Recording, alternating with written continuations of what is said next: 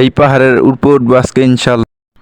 আসসালামু আলাইকুম সুপ্রিয় গাইস, আজকে ঘুরতে চলে আসলাম সৌদি আরবের আমি থাকি আবার মাজমা শহরের এদিকে একটা পাহাড় আছে। তো পাহাড়টা গাড়ি দিয়ে যাওয়ানোর সময় দেখি ডিউটিতে, তো ডিউটি থেকে আসে এখন ঘুরতে যাইতেছি। ওই পাহাড়ে উঠবো, পাহাড়ের পুরো দৃশ্যগুলো আপনাদের দেখাবো।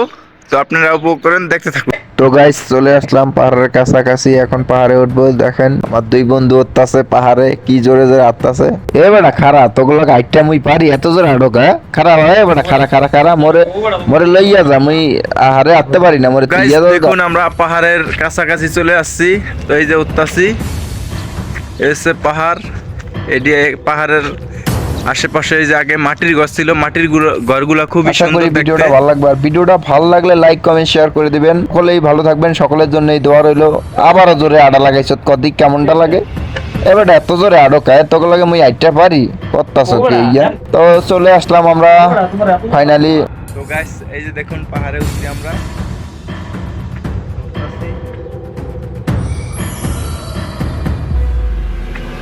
তো গাইস পাহাড়টা অনেক উঁচু, তাই উঠতে অনেক সময় লাগতেছে।